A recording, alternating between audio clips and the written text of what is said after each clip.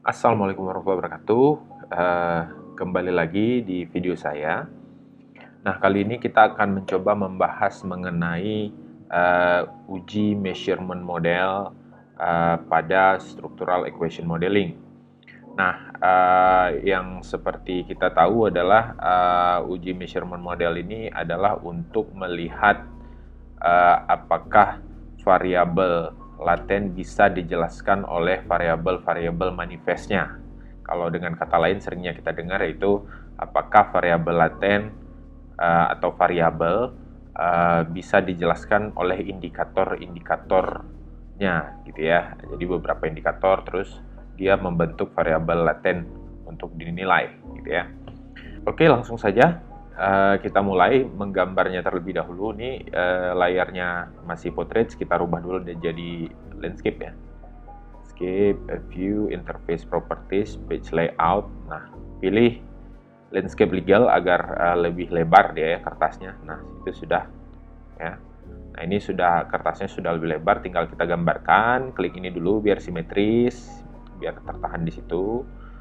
Nah, kita gambar 4 variabel ya, 4 variabel. Oke, seperti biasa.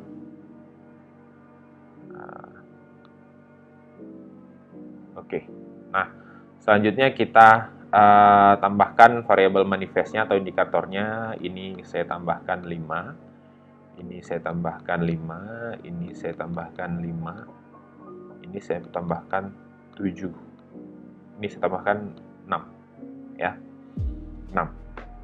Nah, oke, terus kita putar biar sedikit lebih bagus ya. Nah, oke. Nah, mungkin kita move sedikit memindahkannya ya, klik sini ya.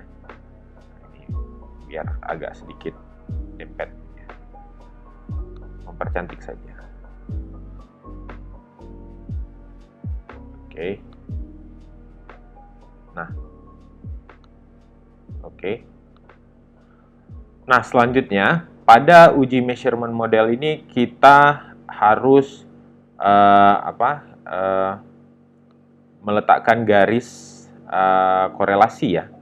Bisa kita bilang ini garis kovariannya ya. Nah, boleh begini ya. Atau kebalikannya ini ya. Oke, terus boleh begini ya. Jadi ya, ini menunjukkan kovariannya. Boleh begini, boleh begini. Nah, itu.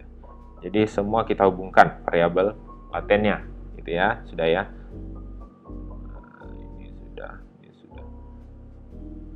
Ini sudah. Oh, ini belum satu lagi. Oke. Ya.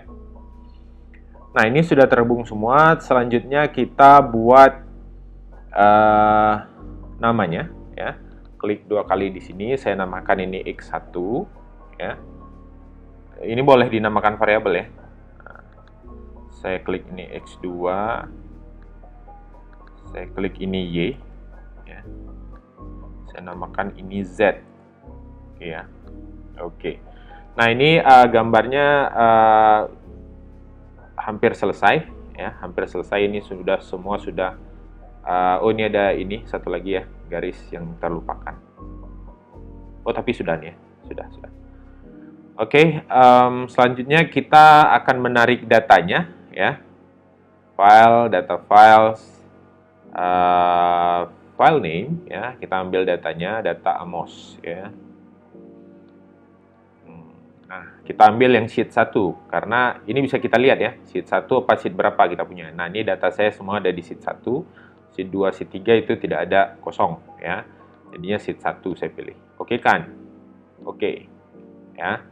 Nah, selanjutnya kita tampilkan datanya untuk ditarik ya. Ditarik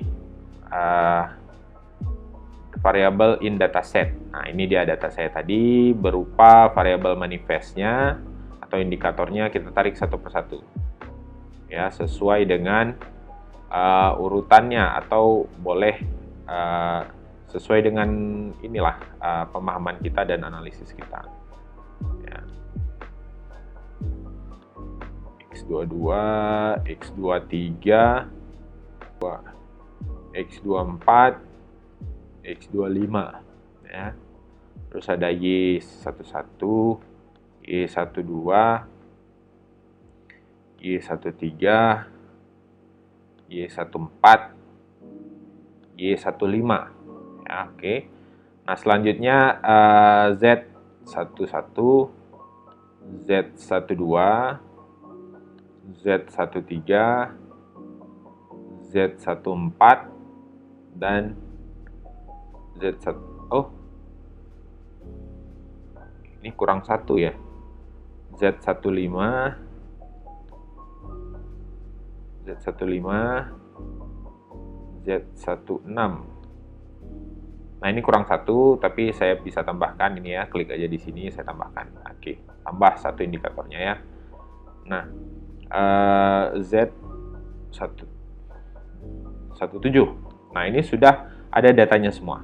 Oke, di dalam sini. Nah, untuk yang epsilon atau error ini, kita tambahkan simbolnya dengan plugins name unobserved variables ya. Nah, sudah ada simbolnya semua ya. Nah, selanjutnya kita buat di sini, saya perkecil sedikit. Nah, kita buat aja di sini goodness of fit-nya ya. Nah, ini harus diketik ya. Harus diketik dengan rumusnya gitu, seperti ini. Saya pertama mau keluarkan chi-square ya. Square. Ini rumusnya C min ya, ada garis miringnya situ ya. Terus saya mengeluarkan probability garis miring P. Terus saya mau mengeluarkan GFI garis miring GFI. Terus saya mengeluarkan AGFI garis miring AGFI. Terus saya mengeluarkan TLI garis miring TLI. Terus saya mau mengeluarkan RMCA ya. Terus garis miring RMCA ya. Nah, ini adalah indikator goodness of fit, dan sebenarnya masih beberapa lagi. Nanti detailnya akan hadir di outputnya, nanti bisa kita lihat. Ini hanya sebagian yang untuk kita lihat sekilas ini sudah bisa fit atau enggak. Oke kan? Ya. Nah, ini sudah keluar ya. Sudah keluar di sini. Boleh kita taruh di mana aja ya.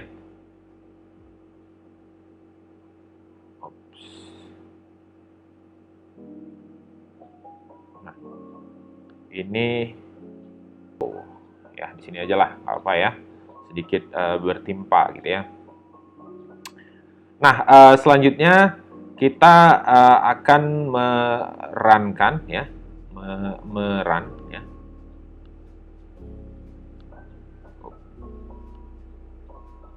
Kita besarkan sedikit.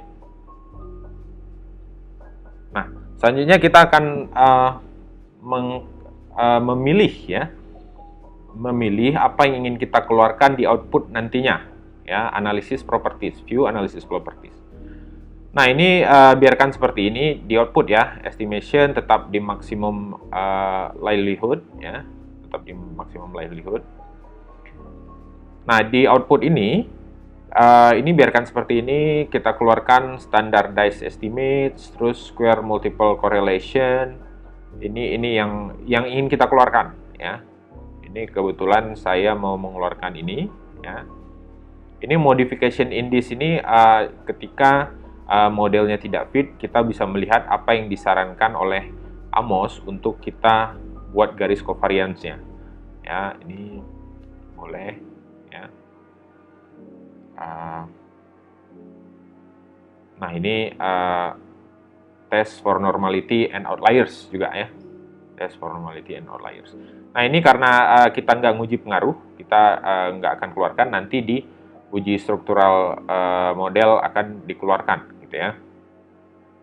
Oke. Sudah di close tadi, tinggal kita calculate ya, calculate estimate. Kita simpan dulu ya. SEM uji measurement model ya. harus kita simpan dulu ya biar bisa dioperasikan. Oke, ini sudah ya dioperasikan. Kita klik di sini ya. Nah, ini keluar hasilnya ya. Nah, ini ada standardized, ada unstandardized juga ya. Tapi yang pasti yang pertama terlihat terlebih dahulu ini ya, indikator goodness of fit ya.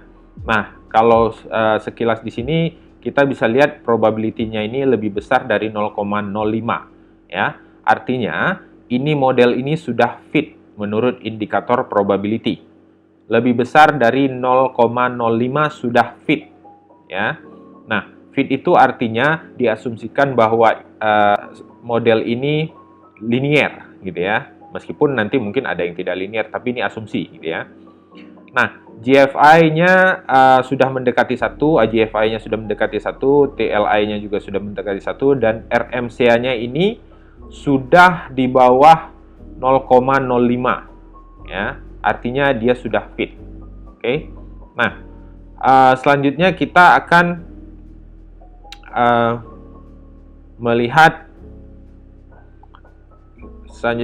melihat outputnya secara detail, Vuetex ya. Oke. Nah, yang pertama kita harus melihat model fit-nya dulu ya. Model fit ini saya buat lebih bagus lah. Oke ya. Kita klik di sini model fit. Nah, untuk pertama itu yang harus kita lihat adalah absolute fit indices ya, indices. Yang termasuk absolute fit indices ini adalah yang pertama chi-square tadi yang di depan. Nah, chi-square yang di depan belum bisa kita lihat fit atau enggaknya karena ada ketentuannya yang bisa kita lihat di detail di tabel C-min ini ya, yaitu nilai C-min ini pada default model ya harus berada di antara saturated model dan independence model nilainya ya. Di sini kita bisa lihat nilai default model C-min adalah 237,734 ya, di mana nilai ini lebih tinggi dari 0,000 dan lebih rendah dari 2829,849. Artinya nilai ini sudah berada di antara ini, artinya menurut indikator chi-square model sudah fit. Nah, selanjutnya kita lihat pada tabel RMR dan GFI ya. Kita lihat di sini pada angka default modelnya ya, nilai RMR diharuskan untuk mendekati 0 dan ada yang menyatakan harus di bawah 0,08. Artinya nilai RMR di sini 0,037 itu sudah fit ya, sesuai dengan keharusannya. Nah, selanjutnya nilai GFI dan AGFI dia nilainya harus mendekati 1 ya. Dan ada yang menyatakan harus di atas 0,9. Nah, kita lihat di sini keduanya nilainya 0,856 dan 0,823. Artinya nilai ini belum melebihi 0,9 ya. Artinya belum fit, belum cukup fit ya. Nah, namun pada penelitian ini saya mengasumsikan bahwa ini sudah fit dikarenakan agak sulit mencari data yang betul-betul menfitkan semua indikator yang ada di goodness of fit ya. Namun di nilai RMR juga sudah fit, jadi saya menganggap ini juga sudah fit dan akan meneruskan analisa kita selanjutnya ya. Nah, selanjutnya ini saya memilih yang penting-penting ya untuk dilihat. Nah, selanjutnya ada yang namanya incremental fit indices ya. Nah, ini yaitu nilai NFI dan sebagainya ya. Kita lihat aja nilai NFI-nya pada nilai default modelnya dia harus mendekati 1 dan nilai ini sudah mendekati 1 yaitu 0,916 ya. Dan nilai-nilai lainnya juga sudah mendekati 1 seperti nilai CFI ya. Nah, ada juga yang mengatakan bahwa nilai-nilai ini memang harus di atas 0,9 ya. Jadi kita bisa lihat semua nilai ini sudah fit. Nah, selanjutnya ada namanya parsimony fit indices ya. Nah, ini sudah semakin ke bawah ya. Nah, nilai PNFi dan PCFi ini ya, dan rasio ini harus berada di antara 0 hingga 1, dan ini sudah berada di antara 0 hingga 1, dan ini sudah fit ya. Dan selanjutnya kita lihat nilai RMCA-nya. RMCA ini singkatan dari root mean square error of approximation ya. Nah, nilai RMCA pada default modelnya harus di bawah 0,05 syaratnya. Berarti ini nilainya 0,023, ini sudah menunjukkan model sudah fit pada indikator RMCA-nya. Nah, terus model AIC atau AIC, kalau kita baca, ini nilai default modelnya harus lebih rendah dari nilai saturated model dan independence model. Artinya ini nilai 341,734 ini sudah lebih rendah dari angka 552,000 dan 2875,849 ya. Artinya dia sudah fit menurut indikator AIC. Menurut ECVI juga dia syaratnya juga sama seperti AIC ya, nilai default modelnya harus lebih rendah dari saturated model dan independence model ya. Artinya ini 2,998 ini sudah lebih rendah dari 4,842 dan 25,227 ya. Oke, itu artinya sudah fit. Dan setelahnya itu adalah nilai Holter ya. Nah, ada yang mengatakan bahwa nilai default modelnya jika di bawah 75 itu poor fit ya, atau sangat jelek fitnya ya. Kalau di atas 200 lebih bagus. Nah, selanjutnya kita berarti model sudah fit ya. Keputusannya adalah hasilnya adalah model sudah fit, dan keputusannya menurut goodness of fit ini ya, menurut indeks-indeks ini atau indices ya, ini sudah bisa dilakukan analisis lanjutan untuk uji struktural model ya. Nah, namun kita tadi ada mengeklik kita mau mendeteksi distribusi normal, data berdistribusi normal atau tidak, dan memiliki outlier atau tidak. Mari kita lihat di variable summary, kita lihat di sini assessment of normality ya. Nah, di bagian assessment of normality ini ya, kita bisa melihat data berdistribusi normal atau tidak ya, ketika nilai CR ini ya, nilai CR ini dia lebih tinggi dari plus 2,58 atau lebih rendah daripada minus 2,58, artinya dia tidak berdistribusi normal ya. Berarti data yang berdistribusi normal adalah di antara minus 2,58 dengan plus 2,58 ya. Nah, ketika di luar ini ya, itu tidak berdistribusi normal ya. Nah, oke, yang pertama kita lihat di Z17 ini adalah 1,731 ya. Nah, artinya ini masih dalam range minus 2,58 dan plus 2,58, artinya masih normal. Nah, selanjutnya X11 ini nilainya 1,020, artinya masih dalam range minus 2,58 dan plus 2,58, di antara itu ya, gitu ya. Nah, selanjutnya semuanya ini masih dalam range 2,56 ya, masih dalam range, ini 2,182 dan seterusnya. Nah, ini ada data yang tidak normal ya, 3,462 ya. Ini juga 3,9993 karena dia lebih besar dari plus 2,58 ya. Berarti 13 ada yang tidak normal dan seterusnya ya.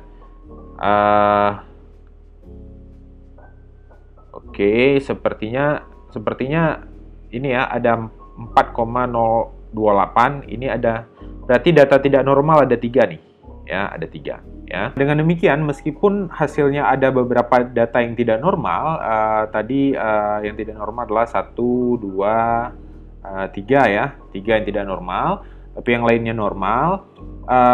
Ada asumsi bahwa ketika kita menggunakan maximum likelihood itu, pengganti ordinary least square, tentu ada beberapa asumsi, dan salah satunya yang menyatakan bahwa terkait dengan ilmu keperilakuan seperti marketing, sumber daya manusia, psikologi, dan ilmu sosial lainnya, itu aturan distribusi normalnya tidak seketat ilmu non keperilakuan ya.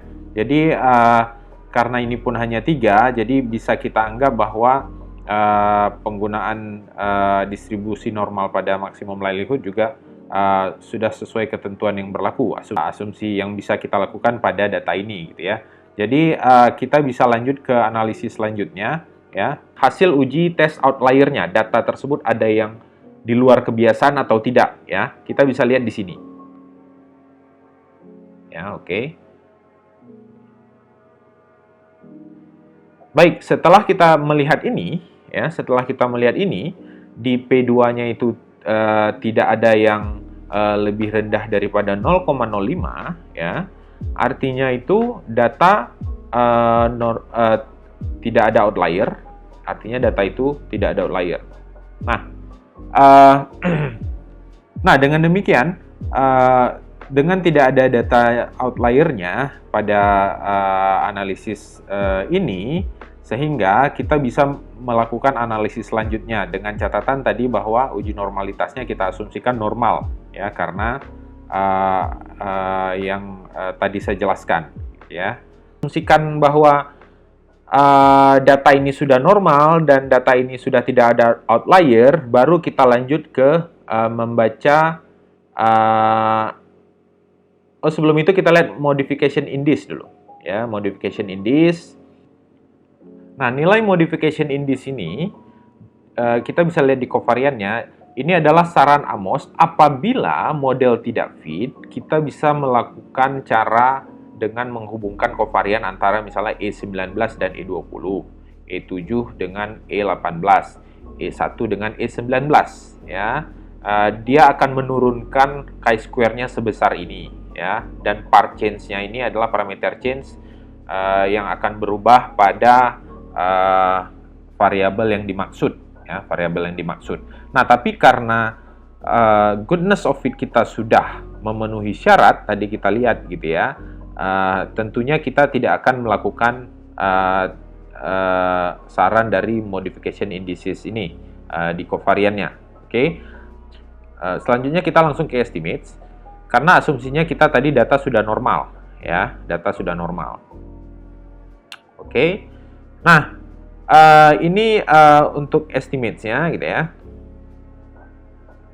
Yang pertama itu tabel regression weeks. Nah, kita bisa lihat di sini, ini adalah hubungan antara variabel laten dan variabel manifestnya atau variabel dengan indikatornya. Mampu nggak si variabel manifest itu menjelaskan variabel latennya atau indikator menjelaskan variabelnya gitu ya. Di sini ada estimate. Nah, ini estimate ini nilai bisa kita bilang unstandardized ya, karena ada standar errornya. Terus ada critical ratio dan nilai P ya. P ini probability ya, P value. Nah, kita bisa lihat di sini ada bintang-bintang-bintang, artinya ini 0,000 sama dengan 0,000. Artinya ini sudah signifikan karena sudah di bawah 0,05 ya. Nah, ketika ini signifikan, artinya X1 atau artinya X15 mampu menjelaskan X1 gitu ya, X1. Nah, kalau ini sudah jelas karena estimate-nya 1 ya. Dan yang lain juga seperti itu ya, signifikan. Saya pikir semua ini signifikan ya. Tidak ada yang tidak signifikan, artinya semua variabel manifest atau indikator mampu menjelaskan variabel latennya atau variabelnya gitu ya. Oke. Nah, selanjutnya kita bisa lihat standardized regression ya, standardized regression. Nah, di sini kita lihat ini estimate-nya nilai standardized-nya ya, standardized-nya. Ketika nilai ini di atas 0,5, artinya variabel manifest mampu menjelaskan variabel latennya gitu ya. Sama seperti tadi, tapi itu unstandardized, ini standardized gitu ya. Nah, ini adalah bisa dikatakan juga nilai loading factor ya. Loading factor di mana nilai tersebut harus di atas 0,5, artinya hubungannya erat ya, erat. X15 berhubungan erat dengan X1 dan seterusnya ya, dan seterusnya. Nah, yang harus diingat adalah ketika kita melihat angka estimate ini, atau biasa juga disebut sebagai loading factor juga. Nah, angka yang di atas 0,5 itu menunjukkan hubungan erat, dan ketika ada angka di bawah 0,5, itu berarti indikator tersebut tidak mampu menjelaskan variabelnya, atau variabel manifest tidak mampu menjelaskan variabel latennya. Dan itu harus dieliminasi dalam analisisnya, bisa kita bilang dikeluarkan, dan baru di-run lagi. Artinya indikator itu tidak bisa digunakan, gitu ya, karena dia tidak bisa menjelaskan variabelnya. Nah, setelah dikeluarkan baru di-run lagi, nah itu akan menentukan apakah bisa digunakan untuk uji struktural model selanjutnya. Nah, selanjutnya di sini ada nilai kovarian.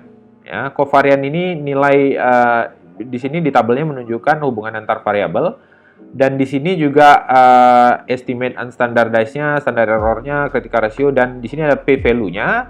Ini adalah 0,000, artinya kurang dari 0,05, dan ini sudah signifikan hubungannya, semuanya berhubungan erat. Artinya X1 dan Y, X2 dan Y dan Z, X1 dan Z, X1 dan X2, X2 dan Z ini memiliki hubungan erat, ya, variabelnya. Nah, selanjutnya kita bisa lihat di correlation, ya, juga di correlation ini angkanya sudah satu semua, artinya sudah berhubungan erat, ya. Di atas 0,5 sudah berhubungan erat, ya. Ya, ini 1,110 hubungan korelasi itu hubungan, ya, X1 ke Y dan seterusnya. Nah, selanjutnya kita lihat square multiple correlation, ya. Square multiple correlation ini adalah nilai di mana nilai standardized estimate tadi dikuadratkan, ya, dikuadratkan. Saya kasih contoh, misalnya nilai X16 0,596 ini, ya.